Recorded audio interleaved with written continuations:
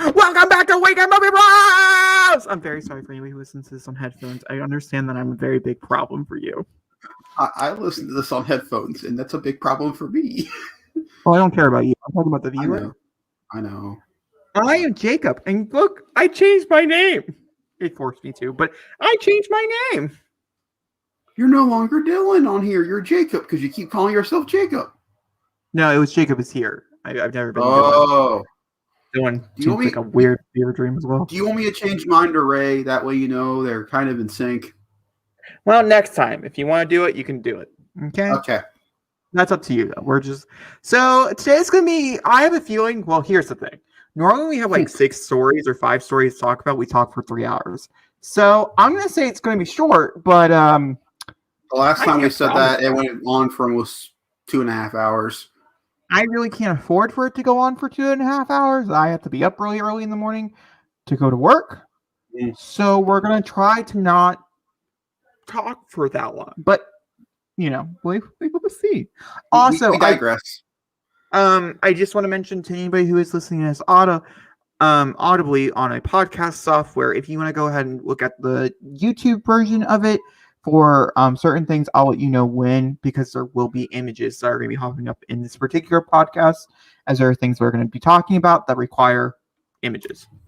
Normally, I'm really trying hard not to do that, but sometimes, you know. And to let all of our viewers know, take my name tag off because I'm no longer at work. The Golden Globes are being announced Wednesday, so I feel as though it's fair enough to announce that we're going to be doing our Audible only version of the Golden Globe announcements. So if you're an audio only guy, only listening on the podcast, you guys get the exclusive rundown of all the nominees, and that just gives you guys more of an incentive to go over look at the podcast to go get those nominees. Because obviously we'll talk about the winners on the show, but the nominees will be announced through the audio. I would also like to announce that that's going to be going up later. Normally we get those day and date out like we do at the night of, but because of things going on in the world or in my life right now, I can't do the podcast or our audio going over the Golden Globe nominations on Wednesday, so it won't be until next week, but it will be an extra bonus one that's not a part of season 3. Just like a little bonus thing. We'll talk about the winners and stuff over there as well when the winners are announced in, I think it's April, I think is what it is. So, and we'll do the same thing with Oscars. We'll do the same thing with Oscars, and we'll do the same thing with Emmys. It's just how we do it. It's something a little special for anybody over there. You guys sometimes get podcasts don't even, go over there. So, it's just, yeah. Okay. We did it last year, and I think it worked out pretty well for everybody. We got some really good reactions out of you last year because of certain shows that we'll talk about today, ironically. Oh my God, yes, we will. That is true. Oh, hey, perfect transition. Let's do it. All right. I'm trepidatious about all of this news. Huh? I'm trepidatious about all of this news. Continue. That's a very big word for you. Thank you. Do you know what that means? I'm very skeptical about what we're about to talk about involving Game of Thrones. I just want to make sure you understand what it means. I just didn't think you knew, okay? I wasn't trying to call you out. And now for the stupid comment. Ramen and cheese! Okay, so Game of Thrones is coming back. And it's not like kind of coming back. It's like they're going to produce like 6 TV shows and just give it to you. So basically what's going to happen is that they have 2 TV shows that are currently in the works right now. They have the TV show that they've announced and casting for, Olivia Cook. And it's that House of the Dragon, which is set. This is Dany's dad's story, basically, when he was king. That's what this is what's going to be covering. A Targaryen prequel. Yes. Which a lot of people are excited about. I don't know if Zachary's excited about. I like the casting, so I'll watch it, obviously. I like dragons, so I'll watch it. I want to know if they're going to do the same thing with their dad that they did with their daughter, Obviously, I'm going to watch it. But I'll save my comments from when you're done. And then we have another one called Egg and Ham? Is that what's called? Egg and Poke? I don't know. Egg and something. It's Egg and something. It's based off a short story that he wrote. And it's basically what Arya and the Hound did for like season 4, where these 2 characters are not so long or whatever, and they go on this road trip. Essentially, what they're trying to do is sell you another Arya and the Hound type of situation. I don't really know how I feel about it, but we'll continue on. And then those are HBO proper. So those are going to be premiering at 9 o'clock, probably on Sundays, whenever these come out on HBO. Now, HBO Max, because they have to get something to HBO Max as well, is going to be an animated series, which I think has potential. There isn't really anything about it yet that's come out in great detail, so I don't really have much to tell you. But I think I think that's the one that has the most potential to do very well because it's animated. You can do a lot with animation without having to spend a shit ton of money on it. Mm-hmm. Zachary, what are your thoughts and opinions of Game of Thrones? So here's my thing. This show did not exactly leave a good taste in anyone's mouth when it ended. None whatsoever. I'm not talking about just awards. I'm talking about in general. The creators of this show did not leave a good taste in anybody's mouth after the season ended. So the fact that Warner Media, AT&T, and HBO are all going in like they want more of this, I feel as though House of the Dragon honestly was enough of an announcement for Game of Thrones right now. I really think they should have waited, see how House of Dragon did with the fans, see if it was able to bring people back, and then announce this next one. And then of the three of them, though, the animated ones got more interest in me than the three of them combined, simply because, like you said, animation can go anywhere or anything. We don't know if this is 2D. We don't know if this is 3D. We don't know if it's stop motion. We don't know what they're doing with it. And so, we've got more of it's more of a grand idea of what they could do. And so that one's more interesting. Whereas with the others, sorry. It's probably going to be in the... No, you're fine. I'm interrupting you. You could tell me to shut up and I'll shut up. I think it's going to be more in the veins of like Castlevania, like the animation for Castlevania and stuff. Because Which that's I'm completely fine with. Which I'm completely fine with because Castlevania, by the way, plug for Castlevania. Go watch that show. It's so damn good. It's so damn good. But the reason I'm so trepidatious about the other one, because I told this to my brother when I announced House of Dragon. House of Dragon just sounds like Game of Thrones, except this time we're following the dad and not the daughter. So I feel as though the story is going to follow the same suit that one did. He's going to go nuts, kill everybody else, become the king, and then, 1,000 years later, his daughter goes, I want to do the same thing, and just goes in a circle. The other one, listen, I know everyone likes the Hound as much as the next guy, but Arya, to me's character lacked from season 4 up to where we found her in season 8 at the beginning of the season. That middle portion of Arya's story is boring, dull. Nothing happens with her. To me, some people. I understand, but to me, her character arc just dropped when we got in the middle of the series. Till the end, I think her character fully became her own by the end of the series. And I liked Arya by the end.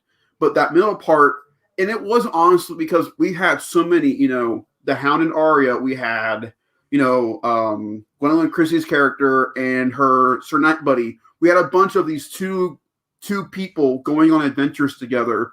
To do a whole show about that, I think we get kind of boring. Also, it sounds like The Mandalorian on Star Wars, except, they're not doing it in Star Wars. So it's called Three Tales of Duck and Egg. That's what it is. And that's how you get a Game of Thrones fan right there. What are you watching tonight? A show about a duck and an egg. But it's not about a duck and it's not a show about duck and egg. It's about characters that are named Duck and Egg. Again, what are you doing tonight at 9 p.m.? Watching a show about a guy named Duck and a guy named Egg. Like, personally, in my opinion, I'm sure it's really dark and stuff, but it just sounds like a children's book. It sounds like Harry Potter. It reminds me of Tales of the Three Bards, the Deathly Hallows book that they came out with. It sounds like a bunch of little mini stories. And also, like, on a side note, if the animation one is anything like Harley Quinn, which is over on HBO Max right now, it's going to be freaking phenomenal. Yeah. And also, I'm really hoping they'll tell a tale, like, in between one. Like, I know this is going to be... I'm sure people are like, there's so many other characters or whatever. But because I'm a Dany fan, I wouldn't mind them being like, let's redo season 8 as animated, but let's take our time and actually show her going mad, It's not going to happen. I'm sure it's going to be some odd bullshit thing, but whatever. There's a lot of time period and stuff. But that's my feeling on it. Jacob, what's your feeling on everything? I also, because they canceled the Naomi Watts one because the first episode was terrible. I don't think you should be announcing these until you actually see what you're producing. Because they could get canceled. And it goes back into that whole thing of like, we understand like if a sequel gets announced or whatever early, because obviously you're going to do that. It's whatever. Everybody does it. Yeah. We don't get mad about it. But for TV shows, when you're announcing 6 TV shows, for instance, it's like with Arrow. Okay. Arrow, I think in its run had 2 first episodes for other series. Like they shoot in pilots that for other TV shows throughout the run of Arrow. Neither of the pilots they shoot in there got picked up. So what was the point? Did. Well, I'm not talking about the Flash. It was a totally different character. Oh, Green Arrow and Canaries. Them, and then there was also another one that's not the Flash that also got shoot in. I can't remember what it was. That's how much it didn't matter because they didn't get picked up. CW is really known for doing this, but there are TV shows who have done it before as well. But what's the point? You're taking away from the story. It's just the same thing like this. It's like, don't announce something until we know we're getting it. When you order a full series without watching the first pilot, that's when I care. When you order 10 episodes and you just know it's going to be greenlit, whatever happens, it's happening, then I care. None of these things are. We have casting. That's cool. We have creators behind it. That's cool. There's a book if you want to read it. That's cool. I wouldn't suggest it. But for me, it all lies on Benioff and Wise. And, obviously they're going to be... They're not part of it at all? Of any of them? Not part of it at all. Nope, none of them. Oh. Not a single one of these. Yep. They got rid of them. I would too. Yeah. But, Benioff's Wise. Sorry, go. Well, for me, this always rings back to me when it comes to film, TV, cartoons, any kind of entertainment that you have. You never announce that you're doing 2, 3, 4, 5, 6, 7, yada, yada, yada, until one has done decent. The Dark Universe is infamous for doing this with Universal, and even the recent Power Rangers reboot that did this announced 6 through 7 films saying, this is our arc. Which I understand why they do it, though, because you tell someone 2 weeks before whatever comes out or whatever, TV shows it's nice. If you get an early renewal, that doesn't normally get pulled. You tend to move on to whatever that second season is, even depending on the ratings. But for movies, those get pulled. A lot of movies get scrapped because they're like, oh, we're going to renew this early. And then you have like Tomb Raider 2, which is going to be coming out at some point, where it's like, that did horrible. I loved it, but I don't know why you're getting a sequel type of thing. Mm-hmm. And I'm perfectly okay with them announcing 6 or 7 or whatever it is, because it's just to get people excited. It's supposed to engage with the people, like getting them theories. The problem is 96% of the time people go see it and they're like, well, that was all right. It could be good in a sequel, but I'm not going to go back and rewatch it. And that's where the money lays, is the rewatchability. It's not based on how well the movie does. It's, can you rewatch this movie 60,000 times? If you can't, it's going to fail. Well, for me, and that comes back to what I'm talking about with Game of Thrones. Everybody, including you and me, I can easily binge Game of Thrones all the way up to at least season 7, easily. I think it's a fun binge. I think it's it's a really good time saver. But that right there, that's my thing. I can do it. I am not that big of a fan of the show. You are, and you can't even binge the entire series. And so now they're saying, well, we're coming back strong on HBO again, 9 p.m. Game of Thrones is back. They have to do a lot of groundwork to get people back into the show again after the way 8 ended. The trailer is phenomenal. And that's why it blows my mind they're announcing 3 separate series without even seeing how House of the Dragon does. I mean, we haven't even seen a trailer yet for House of the Dragon, so it doesn't come out till next year. So they really should have toned it down a little bit, just kept on House of the Dragon, kept announcing casting for that show, waited until see the green light or early renewal for the series, and then announced the Duck and an Egg. The animation one, they could have kept quiet on that for a year, 2 years. Been done with it, then announced it. I understand why they do it. I don't know. It's a mixed bag here. I think Game of Thrones is a really mixed bag just for some factors that you have people like me. I don't personally. Game of Thrones was a fun watch the first time I watched it, but there's so many things that just like totally like just disturbed me that I'd be fast forwarding more than I would actually be watching the television show. So that's part of the reason why I don't plan on ever going back and rewatching it, unless it's for like something like for the channel or something like that. Let's say I want to rewatch Game of Thrones, I'm going to do it for videos. Those are probably the only reasons. It's the same thing with like, for instance, like Dexter, which is coming back. It will have a 10-episode thing for Showtime as well, which I think is questionable, but it's fine. I can't go back and rewatch Dexter, and I think Dexter is a phenomenal rewatchability TV show all the way up until like its final season, because it also totally fucked up in the end. But because the ending is so bad, in my opinion, it's not worth it. Unlike like How I Met Your Mother, which I also believe the ending is so bad that it shouldn't be worth it, I can go back and rewatch many parts of How I Met Your Mother. So I think it really just depends on how badly it pisses me off. Game of Thrones really pissed me off, though. I don't think I've ever screamed out of television more than I have watching the final season of Game of Thrones. I think it'd be fun if I think it'd be fun if back maybe in April, maybe you and I can get together. We do a retrospective on the final season to see how we reflect on it almost 2 years after it aired. I think it'd be fun. I think I'll still agree that it was utterly in horrible trash. Yeah, but we can go through our reasons why we don't think the show ended the way it could have. I think it'd be fun. Ultimately, and I'm sorry, I'm gonna be a dead paperweight right now. I know you are. What they did to Danny was blasphemy, and there is no way that character that they built for 7 seasons would end up where she ends in the end, in the 8th season. It's impossible. It's literally impossible if you watch her do what she does every other season while she's by herself. Once she got together with people, they're like, oh, let's fuck her. Literally and physically. It's just... she kind of just ended in a tomb transition. Oh, you want to go down there? That's okay. We can go down there. That's fine. Okay, so Zachary wanted to talk about this story so he can start off.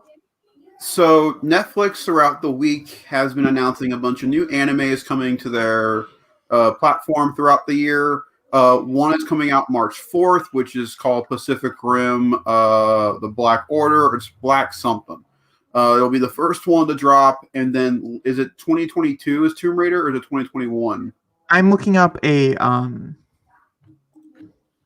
going to the website, so you just continue talking. Okay. I'll let Jacob talk about Tomb Raider because he's more excited about that one than I am personally. But I'm still going to watch the show because it's going to be cool. Also, to bring it with this one, recently this past week, Roger Craig Smith announced that he is retiring from the role of Sonic the Hedgehog, which is really crazy because I've known him as Sonic since I was a kid. He played Sonic in Sonic X all the way up through the recent runs of Sonic, including the games and such. But he is now retiring from the character. Everyone is, including me, wants Ben Schwartz, who played Sonic in the movies, to come back and, take over the mantle that Roger Craig Smith has left for him, which I think would be a grand switching over of voices. And they've also announced that starting in 2022, we'll be getting a new animated series called Sonic Prime. Of the two that I have mentioned for myself, I am definitely more excited about Pacific Rim. I think Pacific Rim that was pretty cool. Back, I'm not gonna lie. It looks dope, doesn't it? It looks pretty freaking cool. I love the way, like how you do like the drifting and stuff. You see the armor coming on him and all that. Oh, I'm only looking at a still of a monster, and the still of the monster looks pretty cool. Yeah, the animation on it looks really cool. It reminds me a lot of Genlock from a couple years ago from Rooster Teeth. Anyway, I am very interested to see how this one goes. Sonic can go either way. The movie, again, love this movie very much, but Sonic has been up and down when it comes to television, and so I'm pessimistic. We'll see what happens. But yeah. I'm sorry, Zachary. Do you just have like a dictionary laying by you? No. Is that what it is? No. That's a genuine question. Thank you for your genuine answer. So Netflix, we're gonna be talking. There was a lot, okay? Yeah. And a lot of these I have no idea what they are, but I'm gonna read them off to you anyways because that's the fun part of our show. Somebody out there will care, and I can inform you it's being made. So back in October, so this is a little bit of a late story. The Tomb Raider and the Legendary stuff, which we're combining with Netflix, or they're going to be doing some stuff that's new that just got announced. and Pacific Rim: The Black just got a release date, which is why people are talking about it again. But the projects that were announced were Theme Park Adventure, or Rakahuma Theme Park Adventure, Therma Roma Novo. I'm sorry. I'm very sorry for anybody who loves these things. High Rise Invasion, The Spoke, Kizbo Ronin, The Way of the House Husband? That's one word. House Husband is one word. I don't understand, but that's fine. In addition, Netflix also updated on 11 previously announced projects, including Resident Evil Infinite Darkness, which I have been looking forward to, Eden, Godzilla Singer Point B, The Beginning Succession, and more, but the one that stood out the most was Pacific Rim The Black, because it has a preview, they have a trailer, and they have an announcement all done. It follows two characters, two teenagers, as they fight, kaiju. Essentially is what it is. There was a time when kaiju rose from Pacific Rim only to encounter gigantic robots, Jaegers, built in to fight back. The time has passed. Now Australia has been overrun by kaiju, forcing them to evacuate on an entire continent. Wow, that would suck. Left behind, damn, that would suck even more. Teenage siblings Taylor and Haley embark on a desperate search for missing parents, teaching themselves to pilot a better long-abandoned Jaeger to help their quest to give them even the slightest hope of surviving. Plus, also, it does look like it was made from teams over in Tokyo, and so it does have a very strong anime-like vibe, which I think a lot of the American-produced anime, which are phenomenal, such as Castlevania or Blood of Zeus and stuff, they feel very American to me from what I've seen, whereas this looks very like it could premiere on like Crunchyroll or something, which is nice. That's a nice. It's a very nice feature that I think they need to get behind, because I think there is an audience there. But if you keep making them Americanized, which is fine, there's also obviously an audience there as well, as both those TV shows did phenomenal for the service.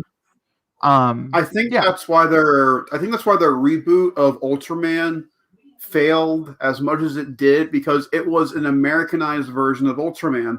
And Ultraman is not an American show. Never in the sense. Ultraman's always been a Toho, Japanese, live action show about a guy who grows in monstrous sizes and fights off monsters in Japan. The Americanized version of Ultraman, the anime, was not good at all. I was very much hopeful for that, and it did not end up very well at all. Pacific Rim, just the story alone is interesting enough for me to get behind and check out at least the first 3 episodes to see if it's good or not. Yeah, for sure. I mean, I will probably click on it. Okay, here's the thing. If I can watch 3 seasons of Fast and the Furious Space Racers, I'm sure I can watch 1 season. I did watch 3 seasons of Fast and the Furious Space Racers, and that is a phenomenal, kid-friendly, somewhat of the time, television show for anybody who's curious. It boggles my mind that Netflix can put out these license-based cartoons and they'd be so much better than they are. Like Jurassic World, Camp Cretaceous, which we just found out is a connective tissue story part of Dominion and fits in with the rest. It connects with the rest of. I've not watched it. I heard it's good though. It connects to the original 1995 film, and it leads right into Dominion. I heard it was good. I heard it's fantastic. So again, they're taking these IPs and doing crazy things with them, and it's nuts. Another one that they did really cool things with was for DreamWorks. They take a lot of DreamWorks properties and make them into television shows. How to Train Your Dragon. I've had to watch quite a bit of episodes from How to Train Good TV show. They did a very good job. And the voice cast, most of them came back, which is also very nice to the voice cast for being like, okay, I'll come sit here and do like 100 episodes of 22-minute sessions. Like that's a lot of time, even if it doesn't seem like a task of someone.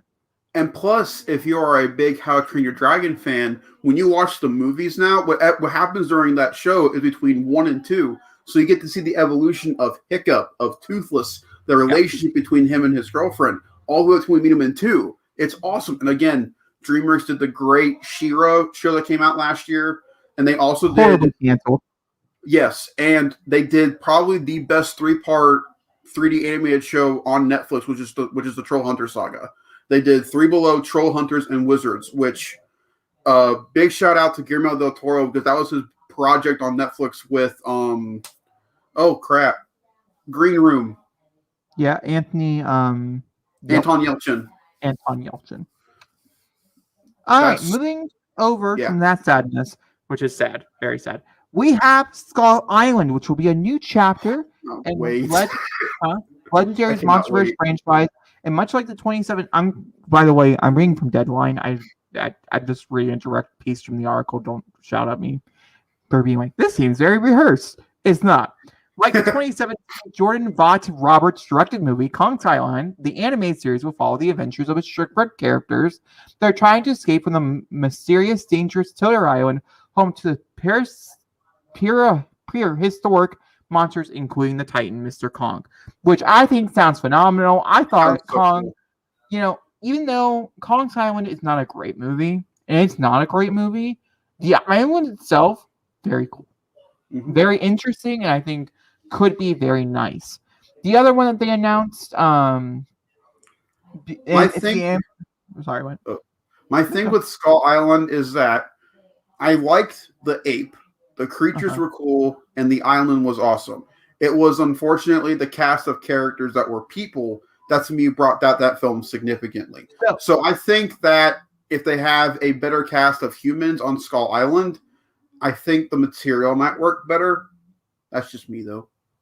So Brian Duffield, which is the creator of Underwater, he was also a part of The Babysitter, who will write and executive produce the anime series alongside Jacob Robinson, who will executive produce under his company Tractor Pants. Love that name.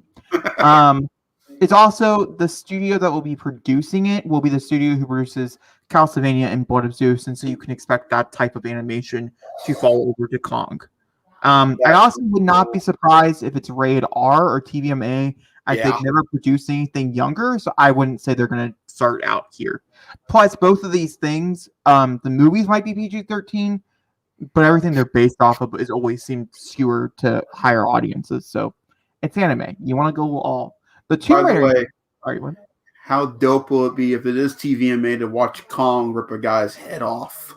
See, I don't really actually know how much of that would actually be a part of it because you don't want to villainize Kong, and so it might be the monsters that Kong is currently fighting that kill a whole bunch of people. Because you remember, Kong's Island is quite violent on its own. Quite? Do you not remember the scene where he smashes the octopus in the face and bites off his tongue and then eats it for lunch? Yep, that's what I'm talking about. Yep. I'm not talking about that. I'm talking about like when the human side, it's quite violent. Like overall, the movie is the helicopter, the opening helicopter scene with Kong. Oh, so phenomenal. So good. The opening shot with that movie, perfect. It just makes you be like, okay, this movie is going to be amazing, and then it's like, well, Kong's cool. That wasn't anywhere near as good as what you gave me. All right, moving on. Every whole podcast will just continue on with Kong, right? Yep. The Tomb Raider animated series will follow the uber popular Square Enix video game. The series will pick up after the video game reboot trilogy and follow heroine Lara Croft 25 years after her first game appeared as she explores new territory. Damn, they're really, that's good though, because I think they did everything they could with the lifespan that they gave her in the video game. Tomb Raider has let it go a franchise and encompassing movie, merchandise, and comic books. The new Netflix Legendary project marks Lara Croft's first appearance in an animated series. And the most recent game released, Shadow, garnered great acclaim because it dealt with really hard things, which is normally how you garner great acclaim. Obviously, Angelina Jolie portrayed her in 2 sequels, but Alicia Vikander took over the role in a new iteration, the film franchise. And the new person, like we talked about last week, will be written by Lovecraft Country's Maisha Green, which I think will be great. And of course, lastly, the next other big one that's going to be talked about here is The Witcher: Blood of Origin and Red Sonja, which will be written by Tasha Hulo, which also Sonic Hedgehog is also mentioned here, but nothing specific, just some names.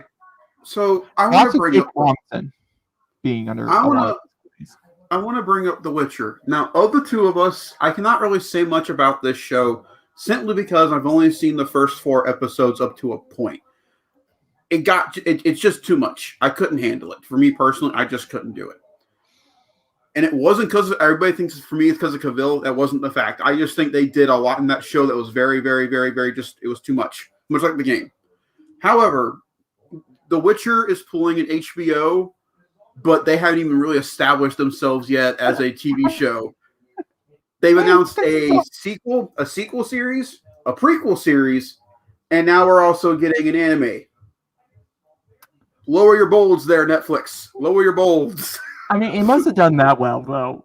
Like, on a side note, like, this must have done... a sequel, prequel, and a cartoon. Must have done phenomenal. It sounds like Game of Thrones. It's getting a sequel, prequel, and a cartoon, much like Game of Thrones. Oh, speaking of Netflix, this has nothing to do with what we're talking about. If we don't have one tangent here, are we really doing a podcast? No. I forgot to mention this, and this is just, I find hilarious. Netflix, I'm going to read you the headline, because the headline just really says it all. There's nothing about this that does not scream Netflix. Netflix finalizing GameStop stock movie package. Mark Bolan talks to write. Noah Santiago is attached. Scott Galloway to consult. So basically, if you guys don't know what's going on in the world right now, a lot of people were like, we want to place, we want to go to the stock market, and we want to do some things to the stock market. Have you heard about this, Zachary? I'm sure you probably have. I know. And one of those things that were utilized and for people to earn money was GameStop. GameStop stock went up from $4 to $13 or $15 in a matter of hours, which was pretty freaking phenomenal. To the point where GameStop was like, maybe we don't have to close. To the point where they announced that they could take games in now for 25 cents. Which was more than they could say before, which is just so sad when you think about it. Like, that's a whole other different conversation. But they're doing this for a lot of different companies. It's not just GameStop. AMC literally just got bought out completely and then sold again because of this. It's crazy what's going on over there, and that's just simply people wanting to say F you to Wall Street. That's how this started. I'm sure people are now doing it to make money, and so I'm sure it's a little illegal. But like, no one can tell you you're not allowed to do this. My only warning to anybody out there who's thinking about going into the stock exchange is do pay attention. Everything you put on stock bonds, one could change in a matter of minutes, and so you could lose money. But also, it does go on your tax. So if you don't have the money to pay it for your taxes, probably not worth trying to get it in the first place. No. And everybody's like, I should really get on GameStop right now. GameStop's the hot ticket. Listen, that is the case currently. But like my brother just said, in a matter of minutes, right now of us talking about it, GameStop could plummet drastically. It could go back down to $5. You genuinely don't know. And the more people who buy it, the more higher it will go. Yes, that's how the stock market works. But then people are going to start selling it, and then it's going to cost nothing again. I have never seen at a high. But I have never seen the employees of my GameStop jump up and down as much as they did when they saw this news. They were like, we were about to close down. Fairfield's about to do everything they could to get rid of us. Now they're like, you're bringing in the money. I mean, here, I'm just going to read you the first line of this article, this little paragraph, and this will just explain. As Wall Street developments unfold in real time in the David v. Goliath battle between hedge funds and social media fueled day traders that sent shares of GameStop soaring 135% on a single day. Yeah, that was a record, by the way. A bull market is developing for Project chronicling the cynics' unprecedented episode in greater implications. Also, for anybody who wants to realize if you have anything planned for Wednesdays, just take it off. Wednesdays are the days this year where shit hits the fan. This happened on a Wednesday. The Capitol happened on a Wednesday. The freaking inauguration was on a Wednesday. I mean, Wednesdays are just not 2021 days. No. So, I just wanted to jump over there. I thought it was a funny little thing. Can I ask a quick question? Like, of course. Can I ask you a quick question? Yeah. Sure. Is November 5th on a Wednesday this year? Because, you know, there's a famous line going, remember the 5th of November. I'm just curious. No. November 5th is a Friday. Yeah. Oh, thank God. That was scaring me a little bit because, you know, that guy was talking about revolts and people going nuts and, you know. So a Friday still could happen. Let's not take it out, but let's not say it's going to happen. All right, we're going to move on over into more Warner Brother. Lots of Warner Brother news today. That's nice. That's a little change of events. And plus, guess what, guys? All this Warner Brothers news is good news. There's nothing about them. We don't have a bad thing to say today. Isn't that nice? It's nice. A weird moment for them. It's so nice. The first thing to talk about, I want to talk about Wonder Woman 1984. Now, Wonder Woman 1984, we did watch. That was definitely a thing. It was a little bit of a rough thing, but we did watch it. Through trial and tribulation, how's that going there. for it? Sorry, Through trial and tribulation, we made it through. But I wanted to talk about Nielsen ratings. We don't really talk about Nielsen ratings here over on the channel, as we don't tend to cover movie news like in box office format, because there really is no point to it at the moment. But I figured today we'll talk about it just a little bit because it did something historic. So H, if you guys did not know, Nielsen... What? That was a sad statement you just made. Which one? Which statement? Do you realize we haven't talked about the words box office in almost a year? Well, when they're only making $4 million a weekend, is there really any point to talk about it? No. There really isn't. Also, there's only like a handful of markets that are open right now due to the pandemic, most of them being rural America, because we're not closing for shit. Not that I'm complaining. I do like my safety places. They're nice. I would go insane if I could go see a movie a week, and that's just how I feel. So originally, and this is talking about the week of Christmas, by the way, for anybody who's curious. You keep talking. I have to blow my nose for a second. I don't want to blow it into the crowd. Oh, I'm just going to mute you. You're muted now. So, originally, when Nielsen's released their numbers, they only covered a few different services and stuff. One of those services not being HBO Max at all, and HBO Max just got added to the list. Well, a part of that, they had to update their numbers for the week of Christmas. But if you guys did not remember, you good? You good? I'm assuming so. Okay. If you guys don't remember, Soul was the #1 movie in America during Christmas because of Nielsen ratings, actually specifically, because it was streamed over 1 million minutes. Okay, which is really hard to do for a movie, and it's like 1 hour and 46 minutes, so it's even harder because they're competing with things like The Office, and they're like Grey's Anatomy or Criminal Minds, which some of those TV shows have upwards of 400 episodes a piece, and so that's really hard to compete with a single film. Well, HBO Max, I got you beat, because they came in with 2,252,200, whatever the number is, million minutes. They beat Soul over almost doubling what it did, which is it's phenomenal, and it has to be extremely embarrassing for Disney because Soul was not the #1 streamed movie on Christmas. It was Wonder Woman. Wonder Woman, taking some factors, is a longer film. I think it's about 1 hour longer than Soul, so you have to count that, for sure. It's not exactly, but it's about 1 hour longer than Soul. Yeah. And but that means it did well for the service. Also, if we're going by numbers, I think they're up to 17.6 million subscribers, active subscribers on their platform, which is higher than our last number count, but it's been slowly rising, so we can't even say that Wonder Woman was the reason why 2 million more people subscribed. Now we kind of can, because the numbers say otherwise, but it's not truly there. So my question to you, Zachary,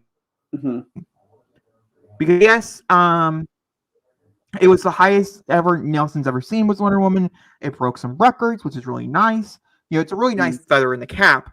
But do you think the day-and-day release of releasing the movie the same day in theaters as it is on the streaming service, because this is not money, these are just people who paid $15, could be a whole family worth of people, like we share our HBO Max, so they're not actually gaining money from this. Do you still think it's profitable?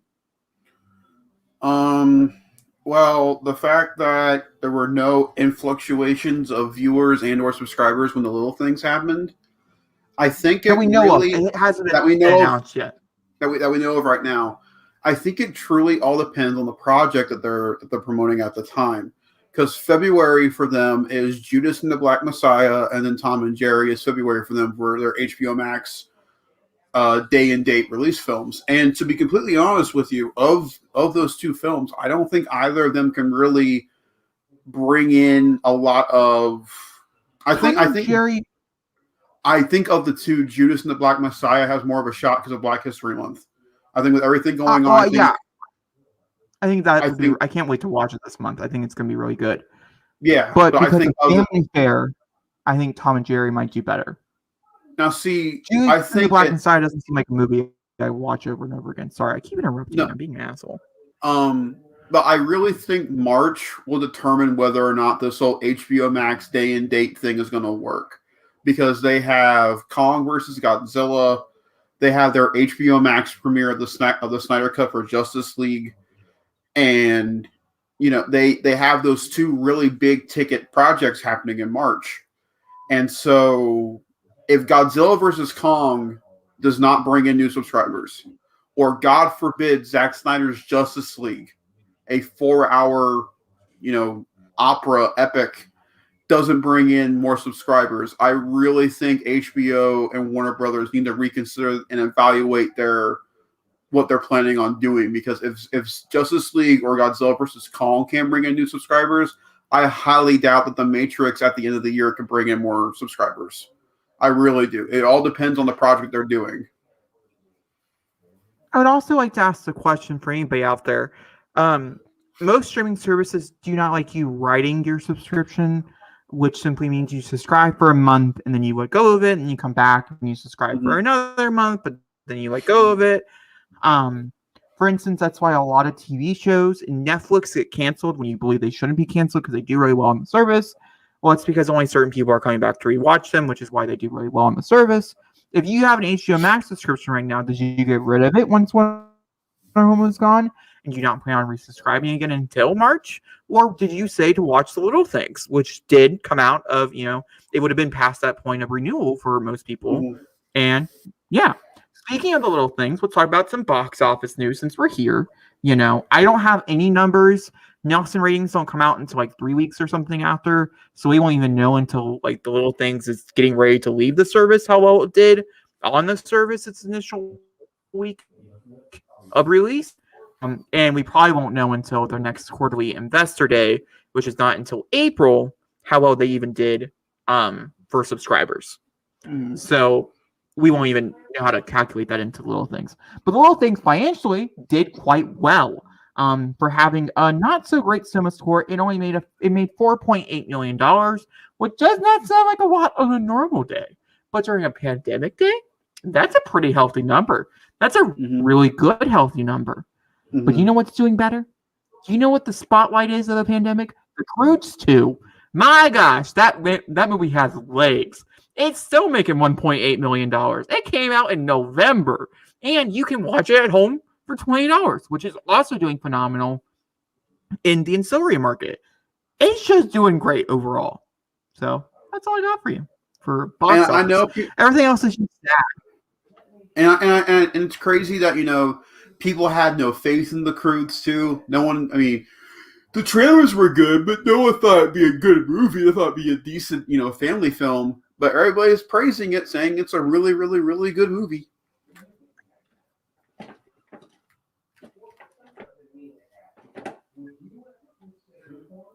The Croods 2 has equated almost $150 million in the box office. Hey! Which is kind of crazy. Also, I'm sorry for... What? I was like, hey, that's awesome. What? I said, hey, that's awesome. Okay. Your hey seemed aggressive. Okay. Wasn't sure. Okay, don't come at me. Also, for anybody who's going out and seeing Fatale, I feel sorry for you. Hopefully you're not enjoying that piece of trash of a film. 5.6 million you guys are, but I don't understand it. That's fine. Not here to diss on you. I'm just asking for your reasons. All right, we're going to move on over to something fun. Also, related to our good old friends, Warner Brothers. We got some big news this week involving some superheroes, and we got a trailer. That's in a few weeks. I'm talking about some posters. That's what I'm talking about. All right, let me pull them up for you. I don't want to come in here just because I don't have. Basically, we are about to talk about the Snyder Cut, ladies and gentlemen. And Zack Snyder announced through Twitter that we are getting Zack Snyder's Justice League on March 18th, 2021. Now, originally the date was March 25th. Oh, I just clicked on something. I'm sorry. Go away. There was a whole thing about this release date, and it's nuts. Originally, it was March 25th, and then, well, Godzilla vs. Kong happened. Then they moved Godzilla vs. Kong to March 31st, and we thought, okay, or March 30th, whatever the last day of March is. 31st. Okay. And then we're like, okay, so we're going to keep the March 25th, because if you guys do not know, March 25th is the 4-year anniversary of Batman vs. Superman, its theatrical release. And so that would have been a perfect day to release Snyder's Justice League. Well, because they want Snyder's Justice League to do well, they moved it back a week, and so it's going to come out the 18th instead, which I think was a logical business move. I feel bad for him because he's in love with numbers. We're going to talk about numbers here again with trailer news, but let's talk about the posters first, because I think they're gorgeous, and I feel like they deserve some bit of our conversation. This is one of them. I have a favorite. All right. Yeah, it's the flag one. The flag one? Now, why is the flag one your favorite? Please explain to me. And so, the biggest details. The flag is at an angle with some tears, specifically where the tears are. It is mimicking the cover of The Death of Superman from back in the 80s. It's exactly how the cape looks in the wind. In the background, you can see the cityscape you see in the nightmare scene in Batman vs. Superman. I love that. It's just, you can tell what each poster is. The middle poster is the story poster. It's kind of giving us the complement of what the film is going to be. The one on my left is, the film's done. It's ready to go. The 18th is when we finally get it. It's the reels getting ready to roll. And then the one on the right is someone just smashed the Justice League. Just caved them in. But much like Superman, the League can rise to above and beyond of what it truly can be. I love all three of these. These are gorgeous posters. The fact they're in black and white, which is, again, a motif to black-suited Superman. Now, I do have a question for you. Go for it. This question does involve Justice League. Do you believe they're going to release 2 versions of this film? One in black and white and one in color? Yeah. I think if they just release it in black and white, I think it's going to make some people really happy, but also a lot of people not happy. I genuinely believe that Snyder will release 2 versions. He'll release a colored version for those who want to watch the film, in Technicolor, see the colors, see the beautiful colors he's making with this film. But for us fans, we know that he had a black and white version of the film ready to go. And he's been, using the black and white motif ever since they announced it way back when last year. So I think it would be really cool to have the black and white motif on the movie as well. All right, next thing we're going to talk about here real fast. It has nothing to do with posters, but it is a little bit extra news that's not been fully announced yet. If you guys do not know, 214 is a very special number for Zack. In particular, with the Snyder Cut, it was a number that its fandom took with grace and ease. 214 was the original runtime for the original, before they added new stuff, which is now over 4 hours long, which is phenomenal. And with that being said, a lot of people are predicting, and even some confirmation, that the trailer should be coming on Valentine's Day, February 14th, which is 214. He loves his numbers, and so that's really cool if it is coming on Valentine's Day. I think that would be a really nice touch to the fans and stuff. I think overall, I think it's nice. I'm excited to see it. It'll be the last trailer. There'll be some TV spots and stuff beforehand, but this will be the last, this is it. Mm-hmm. if people are nervous or whatever. I really do believe they need to start showing some newer material so it doesn't seem like, even though obviously just Josh's, Justice League is much different from his.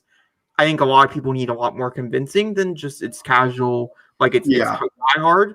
And so I do think it needs to be chock full of new footage. I'm sorry for anybody who's going to get really mad about that, but and so that is why, for me, I will not be watching the new Justice League trailer when it drops. I have learned my lesson from DC. I love DC, but the last couple of times Snyder has put out trailers for his movies, it's not exactly This image right here literally looks like 7 Month Dying, Zachary. But just saying. I will not be watching the trailer simply because I do not want to be spoiled by the film. Because what if the trailer's 3 minutes, Jacob? What if it's 3 minutes long? It could give away a lot in 3 minutes.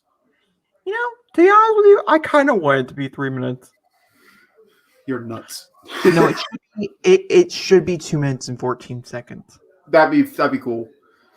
So I actually want to talk about this for a second real quick. It's a tangent, but it ties into the trailer for Justice League. I want to talk about a trailer that that we're not getting for a while, probably July, and that's for Spider-Man 3. I want to talk about this for a second because I brought this up with Snyder Cut, and I want to bring it up with Spider-Man 3. These two films are bringing in a lot to the table. Justice League being a 4-hour epic, Spider-Man 3 bringing in a lot of people.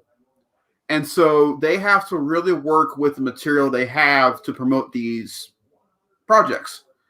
I am so nervous about the Spider-Man 3 campaign because, a lot of people, they could give away a lot of big moments. And that's what worries me about Justice League, them giving away a lot of big moments. Really that nervous about Spider-Man? And I have one thing that generally I get. But also, you can also kind of say, but even though it's a different movie, I'm wondering how much of a different movie it is, like story structure wise. I'm hoping it's, I'm hoping they seem like two different, completely, different entities. Yeah. And things. So I'm very curious to see that entirely. But you could, if they're going to say, oh, that seems like it gives away too much. Like Raya and the Last Dragon. A lot of people believed Raya and the Last Dragon's new trailer gave away too much of its story. I wouldn't disagree with that statement, But that's new. I think a lot of people are like, oh, that seems like it gives away too much. I think people are like, wait, you already saw Justice League. It doesn't really matter. With Spider-Man 3, I'm going to take us back to a time where we were waiting for Avengers Endgame trailers. Spider-Man 3 is an Avengers Endgame level of a film, and I'm sure we're going to get treated that way likewise. Or, just recently, last year, The Last of Us, Part 2 trailers. Literally, freaking different characters, different voices, different scenes entirely. I'm not really that nervous. They could be filming scenes for the trailer that might not even pop up just to throw us for a different loop, Zachary. I'm not nervous. You mean like Infinity War, the infamous ending to the first teaser for Infinity War? I'm not nervous. Or, I don't know, I still want the scene where Black Widow's shooting at the poster. It takes 2 seconds. I still want to see it, though. It's used so often. I want to know. I want to know. It's killing me. It's been killing me for 4 years. Jesus Christ. Maybe in Loki, you'll get to see what happens with the poster. I don't, but it's fine. Speaking of Disney and, Kevin Feige and Marvel, that's the word I was looking for. We have a new Disney Plus television show announcement because how many of these fucking things are there? Sorry to abrasive, but it's true. The new one is produced, co-written. I think he's just producing it. I could be wrong. His company is producing it, to be more exact. He's doing 5 of them, if I'm not mistaken. No, they signed a direct. So what it is it's called The Kingdoms of Wakanda. It is a. No, I know. I'm about to get there. His Brian Coogler's production company is working on 5 separate stories within the Kingdom of Wakanda. That's what So it is going to be a 5-episode. From what I read, it's going to be a 5-episode run series, and each story will be a different area of Wakanda. That's from what I've told. But from what this says, which is from Deadline once again, we'll have a 5-year overall exclusive television deal. One of those television shows being The Kingdom of Wakanda for Disney Plus, which will be the first one, which is exactly what Zachary just said. It's going to be much more in depth with Wakanda and things. I'm sure he's going to be doing other things, which is really cool. Sure. I wonder if well, maybe, or like Storm or something, who knows what they have planned for over there, but wouldn't that be cool though? Wouldn't that be cool though? Just saying. What if fucking Storm shows up in Black Panther 2? She becomes the Queen of Wakanda, and she just, it's the story for Rise to Power. Why?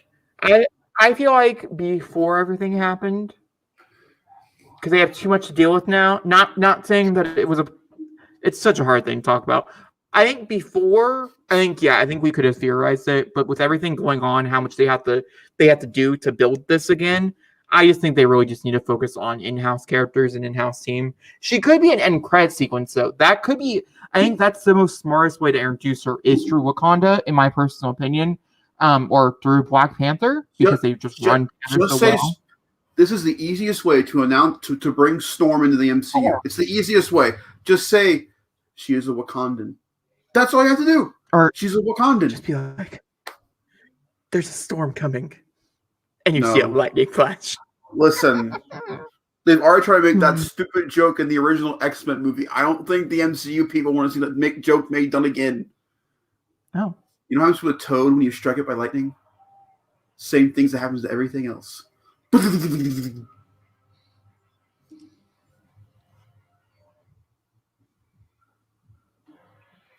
I mean, I have literally been thinking of ideas for how the X-Men...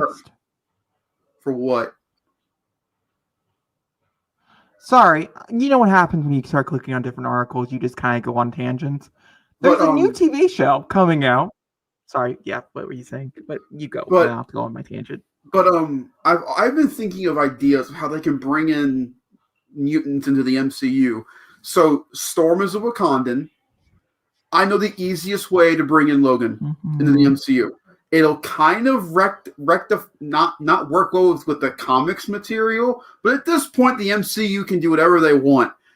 What if Logan was a super soldier program gone wrong, and it was a Hydra super soldier program that wanted to make metal bend to humans, and when they did that, it made Logan go crazy. He's an ex-Hydra agent that gets brought over back to the X-Men.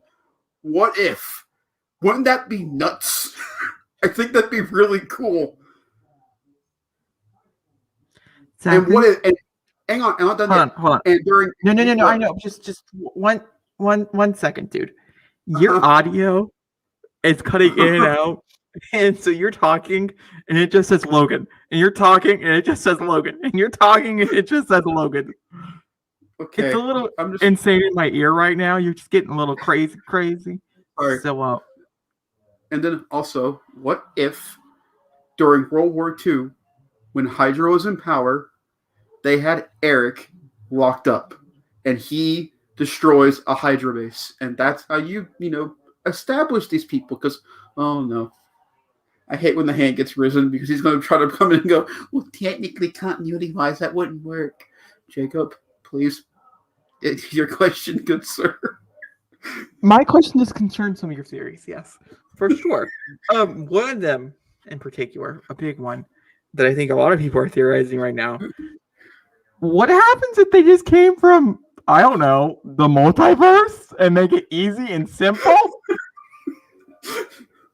You know what? It makes a lot more sense. But I like mine better because that would be a really dumb story.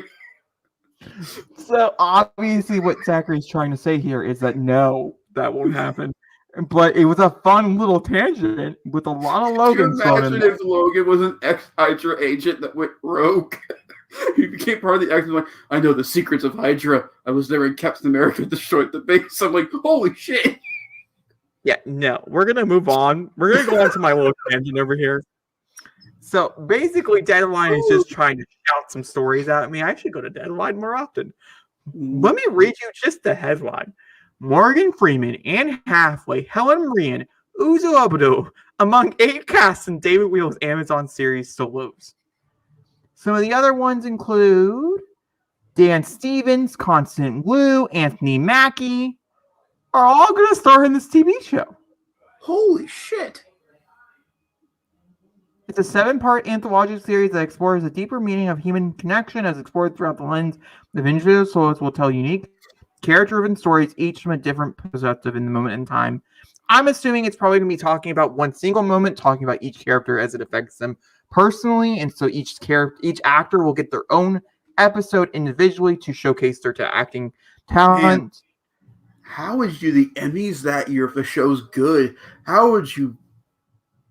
I don't know. That's why I want to mention it, because it was just like a stellar cast. Automatically, the episode I'm looking forward to the most in that show, Morgan Freeman's. Morgan Freeman's picture also looks weird. Let me show it to you real fast, because it looks odd. Look at that. He looks... I guess he's just getting older. You just don't really realize because it's Morgan Freeman. You just think Morgan Freeman's going to be Morgan Freeman for the rest of his life. He looks like an older M'Baku. Kinda. Yeah, that's a good... Yeah. Jump on that, people. Jump on that. Anne Hathaway's picture looks real nice, though. Anne Hathaway's making a name for herself again, which I think is really nice. Talented actress. Lockdown was an interesting movie, but I did believe her acting was phenomenal in it, even if I didn't agree with the whole thing about the movie. Ever since Ocean's 8, she's been slowly going back up with people. Ocean's 8 is one of the best performances Anne Hathaway's ever done in her whole entire career. Because you don't expect it from her at all. She went full in, and you'll never, ever forget. I'll never forget it. Ever. And I'll watch everything going forward Anne Hathaway has ever in. I saw Serenity. It was a questionable film, but I watched it because Anne Hathaway was in it. Jacob, I now know about the ending of Serenity. That whole film just... Oh, yeah, I'm not going to watch it. It's a time. The fact that, can I say what it is? Nope. But that's comedy gold right there, though. Yeah, we're going to Speaking of comedy gold, WandaVision episode 4 has some really good comedic moments in this episode.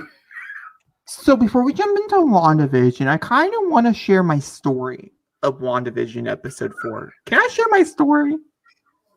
I heard it already, but absolutely. Go for it. I want to hear it again.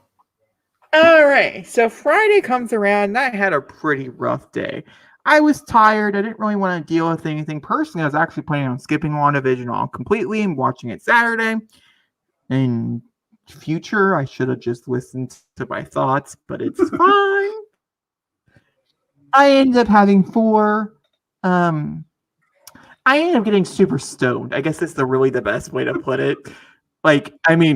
So stoned out of my mind that I couldn't remember what happened the night before, and I have video evidence of it because Jacob thought to film himself in the middle of this because that's always a good idea. Either way. And I decided to watch WandaVision while super high. What was that? What just came out of me? While super high. And not like I know what's going on kind of high. I didn't even understand what was going on screen. I looked over at my mom several times, what just happened? Did that just happen? What's going on? Can you explain it to me?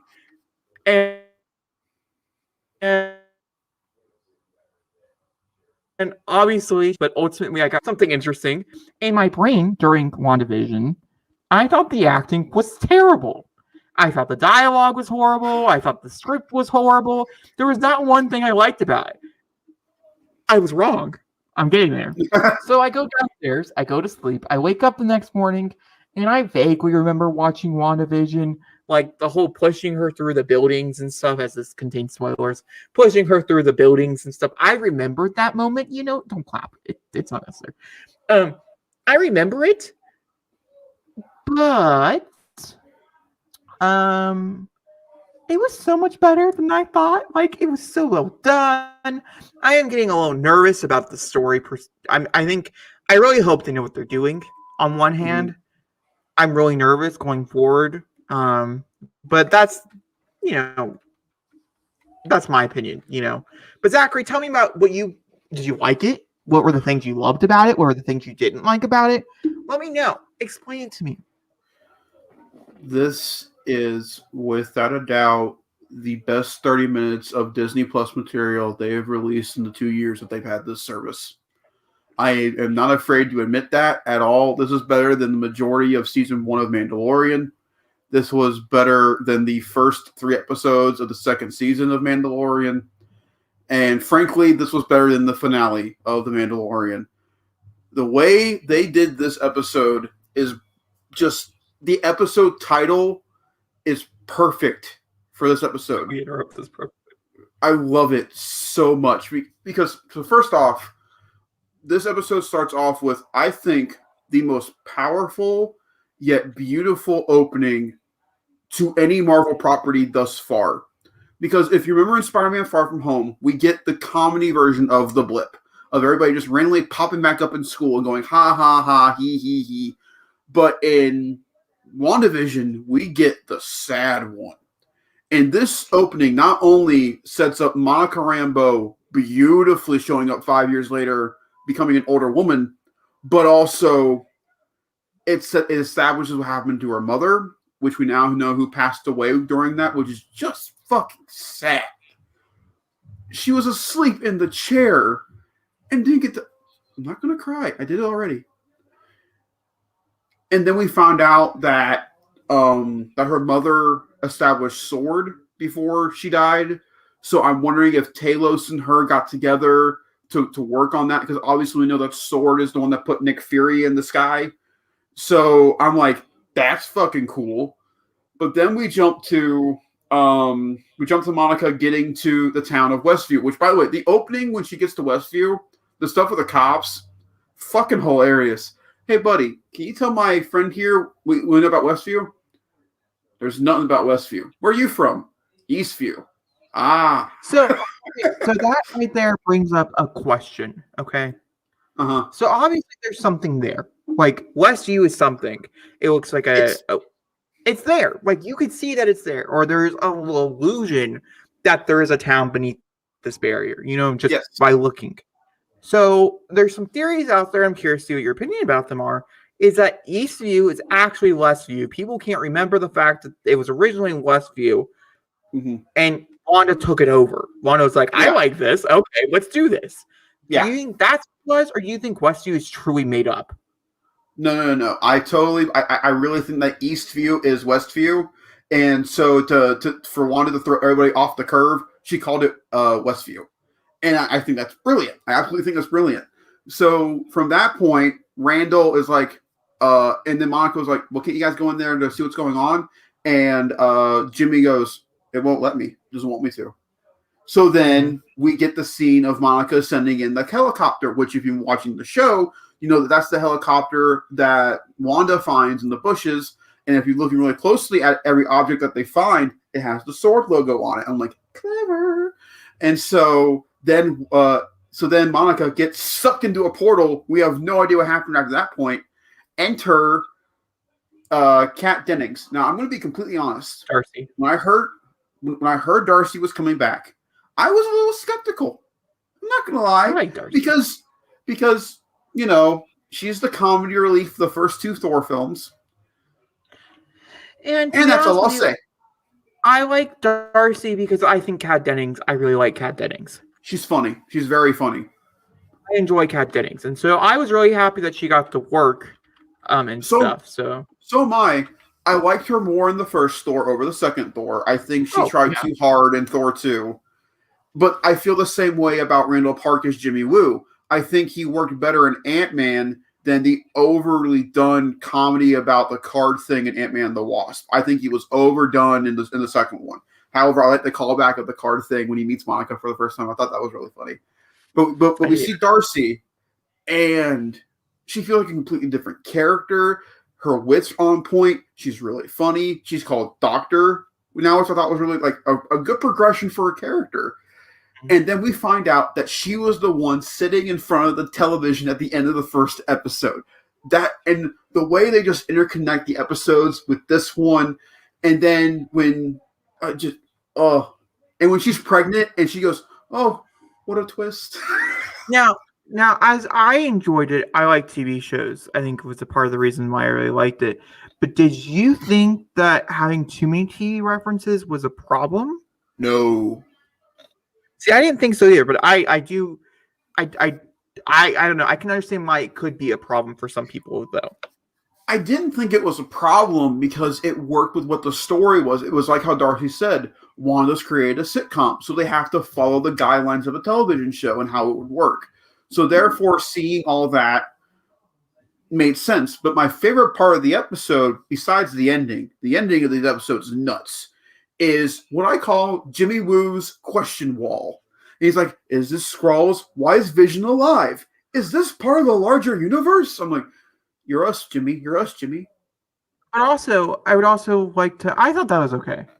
I wasn't a huge fan. I wish there was more Easter eggs on it, to be honest with you.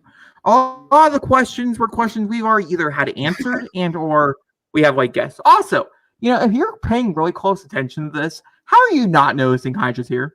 How did you not notice Hydra's watch? Like, are you watching the commercials? Are you being a millennial and skipping them? Is this what you guys are doing? Not to call it millennials. That would be really funny to find out that Darcy went, there's commercials during this? I just skipped them.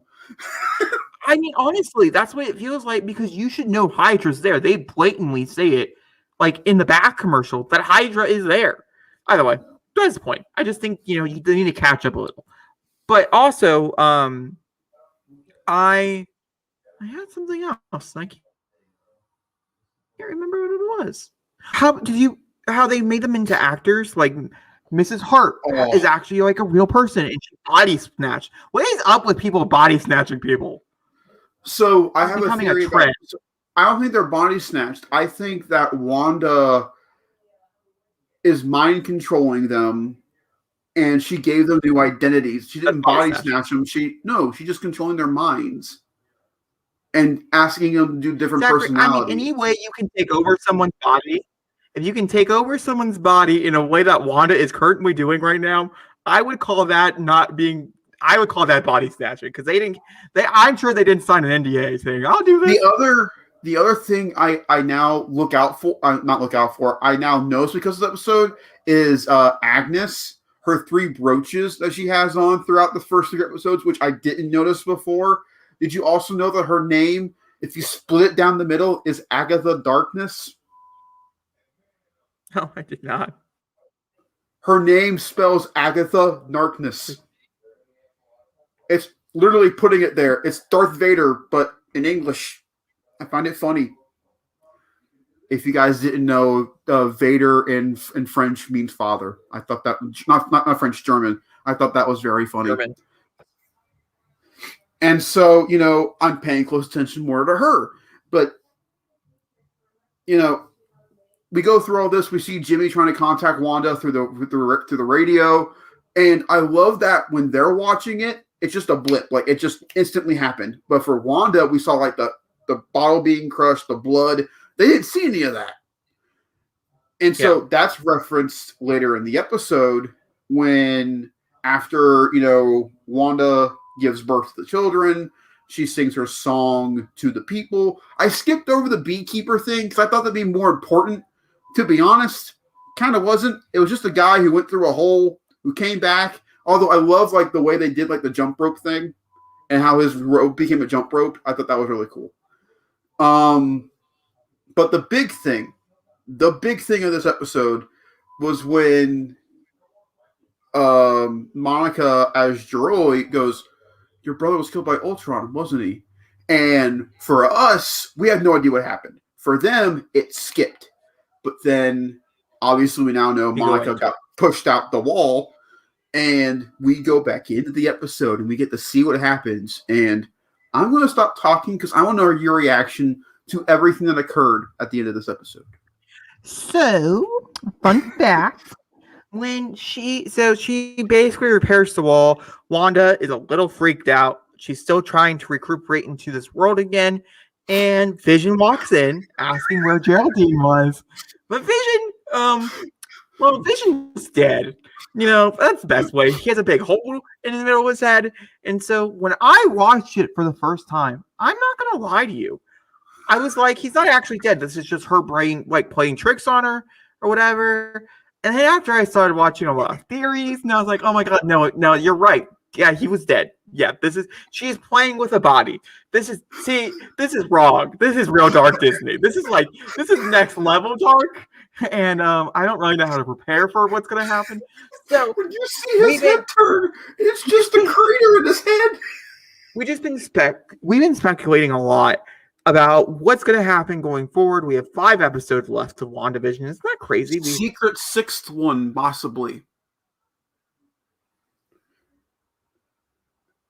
There's a rumor going around everybody's talking about that there might be a secret 10th episode of the series that they haven't told us about. 5 episodes. Well, I mean, 10th, it could be the last episode could be an hour long. And so, it might be broken up into 2 episodes. That's a possibility. Part 1, part 2. That's a possibility. It also could be episode 8 and episode 9 could be the finale. We know they're coming out weekly. A rumor was going around they're going to start releasing 2 episodes a week going forward. That was obviously squashed by a lot of different press stuff that got announced here recently. Either way, I was real shocked, and I don't really know how I feel, but that does take out all the theories about Vision being alive. And so that cut out one source of theories because he is dead. Yeah. And he's not coming out of this alive, which means that the multiverse is all about our children. That's what this is about. This is all about our children, which we already had a feeling that's what it was going to be. But yeah, also, do you think she could go into a different multiverse, grab her Vision or grab a Vision and be like, you're mine, and then take them along for the journey? Because that would be fucking insane. So here's my whole process here. So, first off, my reaction to seeing Vision's stoneless, gray, wide-eyed face when he asked what's wrong, I paused. I didn't know what to do. I was in shock. I'm like, this is a Marvel proper. This is dark. I mean, this is not. I mean, it's not Infinity War. I mean, it's Infinity War level dark with a little bit after. But then she says the line, "It's okay, darling. I have everything under control," and it brought me to my core. I was so scared of her. Because now I'm like, okay, Wanda's the villain of the show. We've now established this. She's the villain. But don't bring it up. Oh, that's just wrong. But now yeah. Wait, wow. Oh my god. Zachary, the first episode's joke, your head's indestructible. Wait a minute. Did that just click in your head? No. And now, like, your head's indestructible, and Wanda's head, his head's actually not there. He's dead. Yeah. It just makes the joke 10 times worse. My god, okay. But, sorry. So, my theory for the show going forward, can we stop with this, please? It's a lot to handle. There's a lot of pictures of Vision. Fun fact, I found out about this today. Did you know that there was an end credit scene cut from Endgame involving Wanda going back to get his body? I'm Googling that. There was an end credit scene involving WandaVision that got cut from the film. Everybody's been talking about it today. Anyway, my theory about Doctor Strange now is that she's not going to go look for a Vision, Jacob. Her children get taken away at the end of this show. Guaranteed. That's what's going to happen. Oh yeah, that's what's. I mean, no, I know. What I'm saying is, wouldn't it be funny if she just popped up and were like, "I want you," and she just continued to move along, but she grabbed Vision. It's all. Oh my god, yeah, you're right. Wow. How funnier would it be if she went and grabbed Tony Stark in the Iron Man suit and said, "You're close enough," and she drags Tony along the ride with Jarvis being the AI in the suit, and he's like, "So, what's going on?" And she goes, "We're okay, sweetie." Like, who's calling me sweetie? I think that'd be funny. But I think she's going to go through the multiverse and find the perfect version of her children to bring home. And Doctor Strange has to stop her from doing this, because if she does that, she rips another hole in the multiverse because she took them out of their reality. There's a lot to handle from this episode. A lot. You are completely right. Part of the Vision course has been seen since Infinity War. Yeah. It was a post-credit sequence after they went through the names and stuff it was going to show. And Kevin Feige said no. Because they wanted to keep it a surprise for the show. In the end credit scene, you get to see Wanda go get the body, and the madness starts to ensue. They wanted to keep that for WandaVision, which I thought was cool. So there you go, guys. There was an end credit scene for Endgame, but they cut it for this reason, and I'm glad they did because it makes sense. Glad. Yeah. Also, I just want to, before we move forward with more things, I don't really have any theories coming out of this one. I think this episode was answering a lot of questions and stuff, and also introducing Sword to people, who don't know. And so I think episode 5 will go back into what we think is going on. I still believe it's Mysterio or Mephisto. Mysterio? Thank you. Dude, that'd be fucking nuts. No, I think it's the other name you said. It's Mephisto, I still think that's a big part of what's going on here. As we know, he's a part of the TV show because that had to be announced before the TV show aired and stuff. But hold on. 1 second. Go on. I do want to mention to anybody out there who does not want any spoilers, do not watch the TV spots. Do not watch the trailers. They're getting released. I don't really know why they're doing it. They're releasing, but they are a mid-season trailer. They're doing a bunch of mid-season trailer. It's just a catch-up. The mid-season trailer is just a catch-up. There's nothing new in it. But most TV spots are airing. Like for instance, what was it? There was something that happened in the newest episode, which aired in a TV show, like a TV spot prior. That it was like a big reveal, and people already knew about it. I think the clip of her walking up and stuff. I think that is a somewhat of a spoiler. So just be careful on the internet. It's also been rumored that it all got leaked. So if you really want to know what this whole thing is about, you can find it on the internet. And if that's true, that's like the biggest leak Marvel has ever had, and I do wonder what happened there. Either way, continue on. Just be careful, is what I'm saying.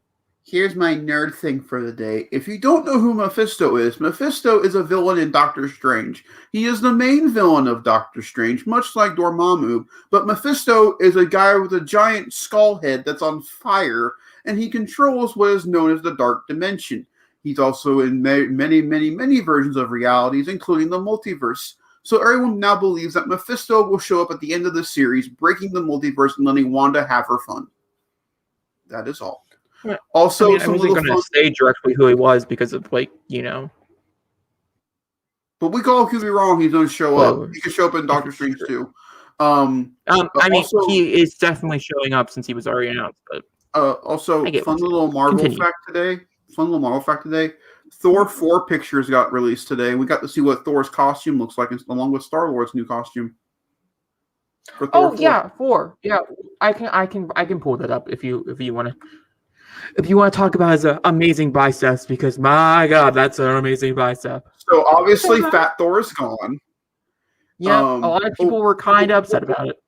Well, actually, we don't know. We don't know if he's going to be Fat Thor or not. They haven't really said anything, so he could be Fat Thor still, which I think would be really funny.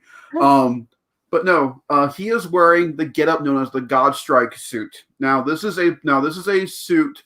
The suit that Thor is wearing specifically is known as the Godstrike, which is a time when Thor was against what Asgard was believing in. He was trying to find out who he was within himself, much like how he was feeling at the end of Endgame.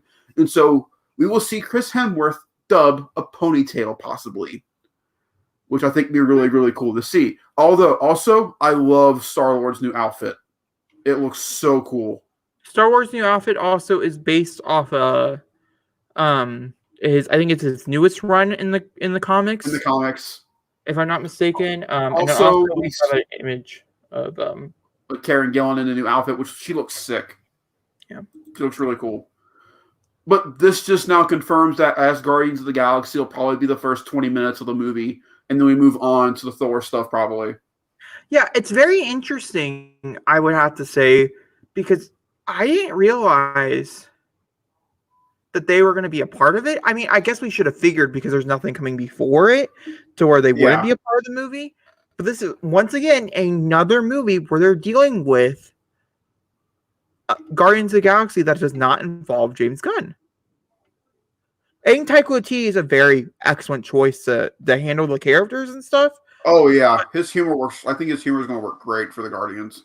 It's very interesting. But it wouldn't shock me at all if Gunn wasn't on set at all, like helping Taika, kind of like get the characters ready. Because I guarantee you, whatever happens in this movie involving the Guardians will tie into Guardians 3 probably going down the road. That's just a random picture of Christian Bale as Batman. But hey, I know he's going to be the God Killer in Thor 4. But hey, it's a random. Look at that photo.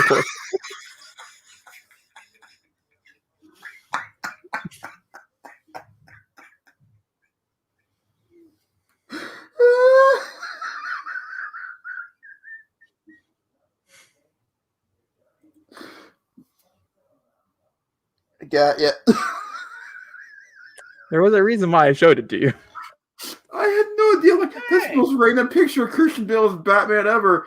You look closely, it's just Thor going, yeah. Alrighty, well, that brings us to what we have been watching.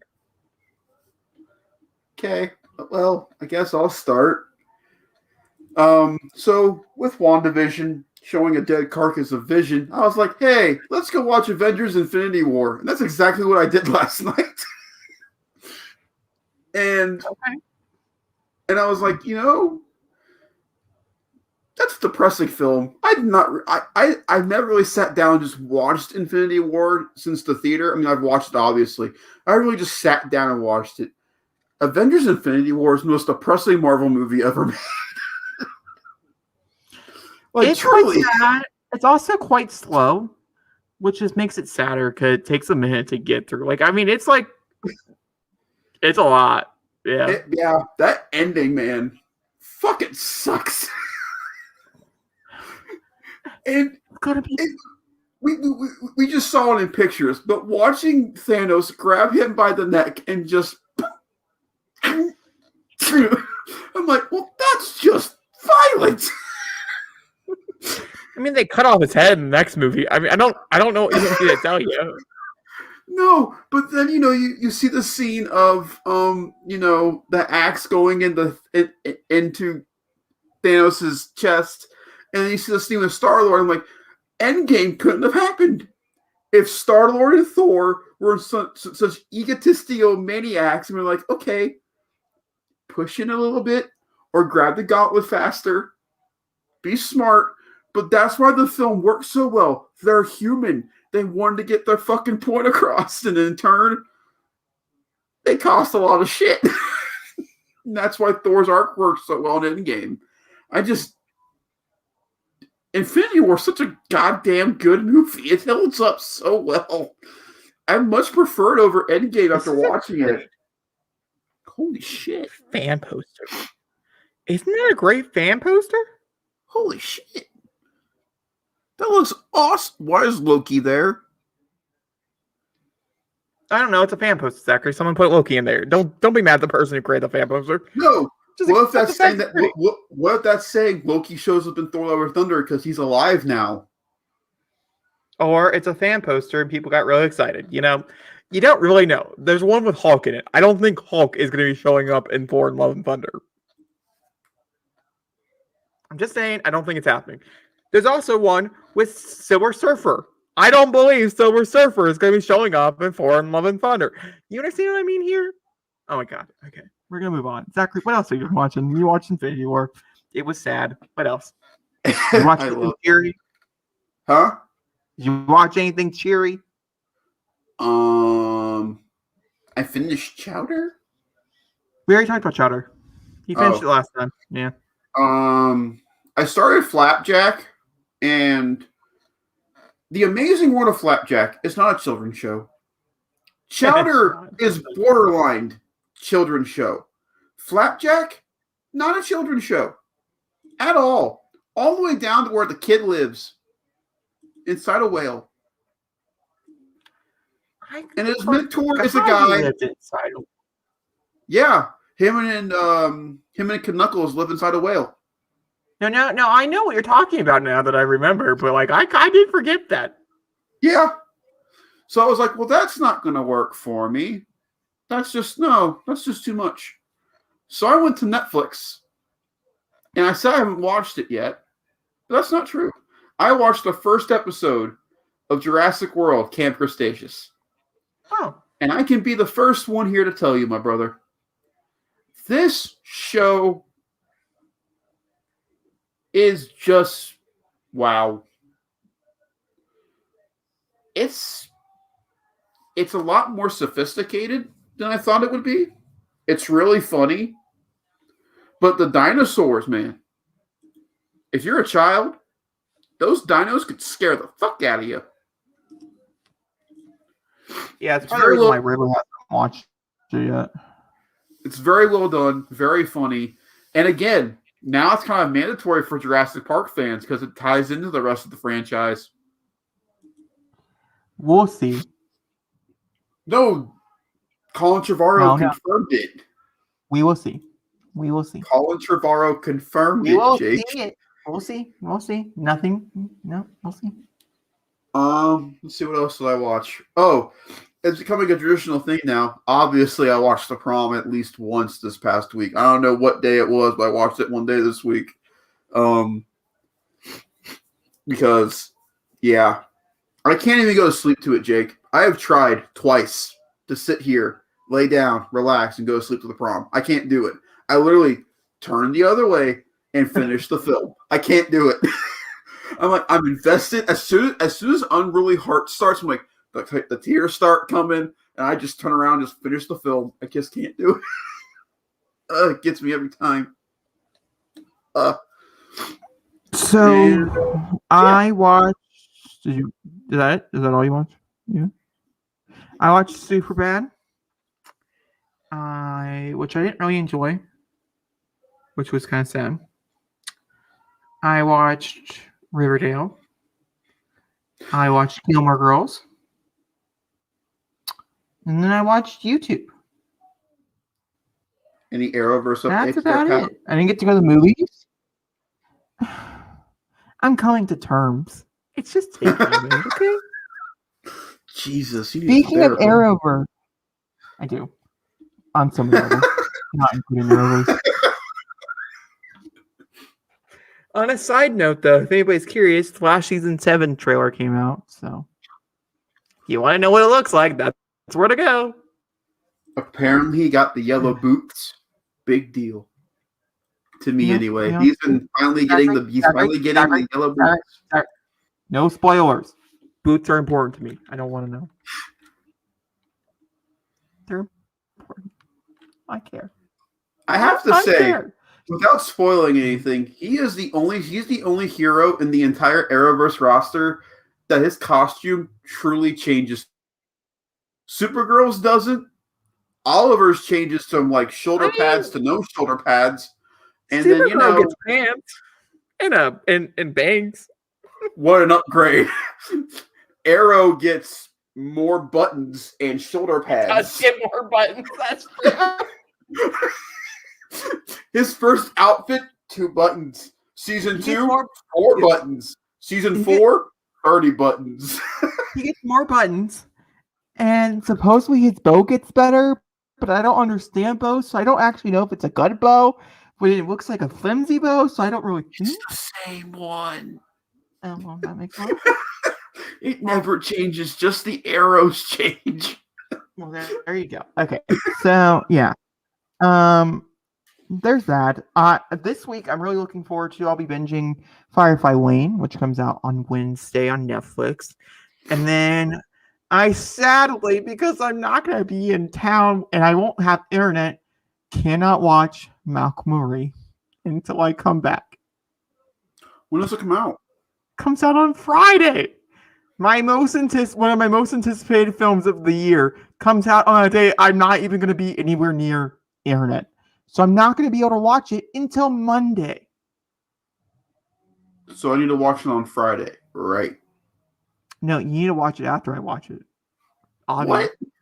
Yep, that's what it works. Oh, by the way, What? No, you go first. Mine's stupid. You go first. What's your stupid thing?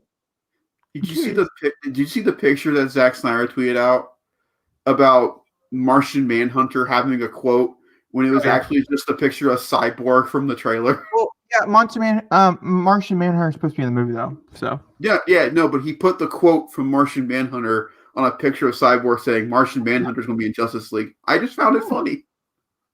Okay. What a weird thing to bring up right now, but okay. I'm also waiting to see if we get Malcolm and Marie because I really want to see it in theaters. So, and Friday's showtimes have still not come out yet.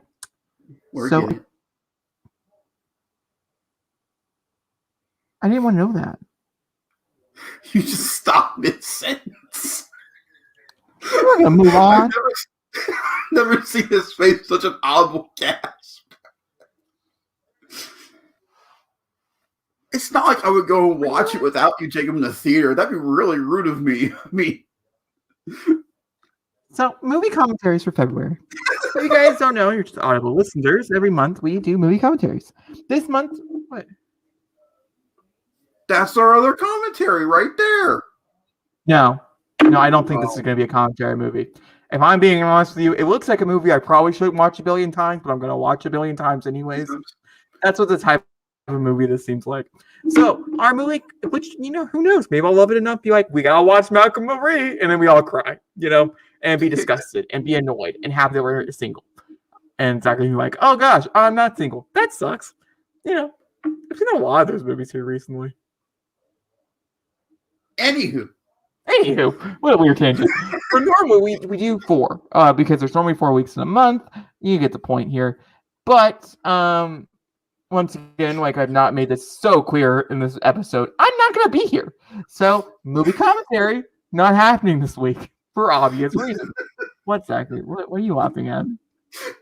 You said at the beginning of this episode, let's not make it 2 hours, okay? We're at 1 hour and 36 minutes. Yes, I'm trying to move it along, but you keep laughing over there, so shut up. So, the week of the 7th through the 13th, we're going to be watching... I lost my list. The Prom. Because, romance. The 14th through the 20th, Men of Steel. Because of pectorials.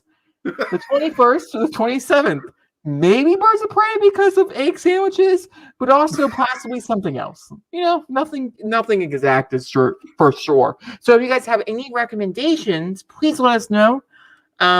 We do have a technical Twitter, but it hasn't been active since I started it because I forgot about it. It's there. It's there. You can find us, but I would just recommend commenting on the video. Yeah. If you have one, Birds of Prey is an option. We also could watch Wrong Turn, which comes out that same week, if I'm not mistaken. We have a few other movies that are like, who knows? Malcolm Marie could be that phenomenal that we want to share that experience to. Judas and the Messiah. Maybe we'll watch. Is that right? Tom and Jerry. Tom and Jerry. Judas and the Black Messiah. That's close. That's all that matters. And these are all different movies that we could watch and be like, oh my god, Tom and Jerry, it's hilarious. It's so much better than we thought. Let's watch that as a movie commentary. I don't know. I think it looks fun. Or the other one, and maybe we'll choose a movie for Black. Cause it's Black History Month. Maybe we'll choose like Sola or something. Not Sola. Oh my god. What is that fucking movie called? Zachary, what's the movie called? Zachary, what the fuck is the movie called? Zachary, Ava DuVernay. What is the movie that made her famous? Oh God. I said, what is this podcast? Be over. I'm Ava. Selma. Thank you. My defense, I saw it first. You mean the Martin Luther King biopic movie? You mean that one? That would be the one for sure. Okay, or something like that. Who knows? If you guys have any ideas or anything, let us know in the comments. As simply as we're saying. Okay. All right. Zachary, say the fucking outro so we can get out of here. As always, you guys know what to do. Hit the likes, rates, comments, and subscribe buttons on everything that you see us on. Make sure to come back here every week to see what goes down here on the podcast. For all you audio guys out there, we are going to be doing the audio versions for the Golden Globes next week, so make sure to keep an eye out for those, and make sure to always keep out for the commentaries. I'm Ray, that's Jake. Let's get a song going.